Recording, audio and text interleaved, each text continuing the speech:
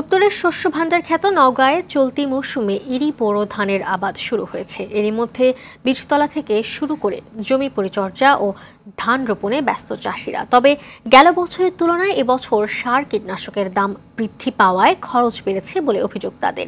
এদিকে উৎপাদিত লক্ষ্যমাত্রার চেয়ে বেশি ফসল উৎপাদনের আশা কৃষি বিভাগের। নওগাঁ থেকে আরিফুল ইসলামের পাঠানো প্রতিবেদন জানাচ্ছেন সৈয়দা সামিয়া তামান্না। নওগাঁর দক্ষিণাঞ্চলে বোরো আবাদের জন্য প্রসিদ্ধ দীঘলিপিলে জমি পরিচর্যার কাজ শেষ করে ধান রোপণে ব্যস্ত সময় পার করছেন চাষিরা।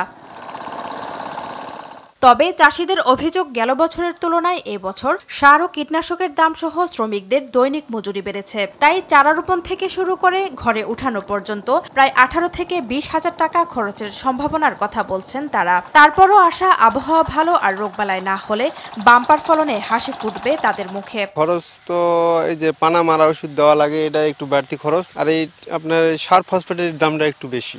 ধানের দাম সরকার যেটা বাজেট দিচ্ছে, এটা আপনার যদি সার ফসফেটের দাম এগুলো একটু কমে তাহলে আমরা একটু লাভবান হতো। 500 টাকা বিঘা এক সার, আর 2 করে মই দিলে 1000 টাকা দেয়। লাগানো হচ্ছে কাটা পর্যন্ত 20 থেকে 22 হাজার টাকা খরচ পড়ে বিঘা হারে। এদিকে কৃষি বিভাগের এই কর্মকর্তা জানান, চলতি বছর জেলায় বোরো আবাদ উৎপাদনের লক্ষ্যমাত্রা বেড়েছে।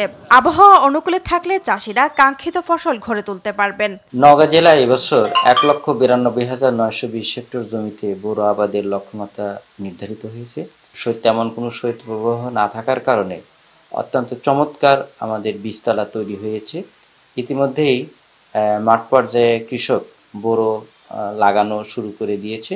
চলতি বছর জেলায় 1,92,920 হেক্টর জমিতে 6 জাতের বোরো ধানের আবাদ হচ্ছে। সৈয়দা সামিয়া তামান্না, RTV।